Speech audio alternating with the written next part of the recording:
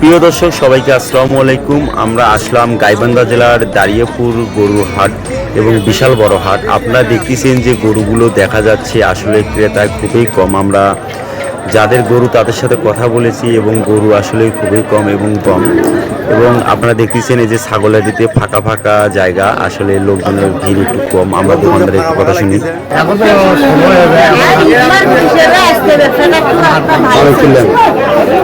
ব্যবসা খারাপ,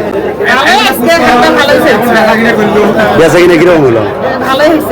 ইনশাল্লাহ মোটামুটি চলার মতো। এখন তো লোকজন ফাঁকা দিয়েছে, সব লোকজনকে সব ফাঁকা দিয়েছে, দোকানও তো ফাঁকা, দোকানের মধ্যে তো লোকজনের বসবাস খুব কম। মানে শেষ হাট হিসেবে বেচা কিনা খুব ভালো হয়েছে না? আমার কত টাকা বিক্রি করলে সন্ধ্যাবেলায়? মানে চাষা কত বলো, আপনার ছাগলের দাম কত বলে? ঠিক নেই কাকা, তাও কিরকম দাম বলে?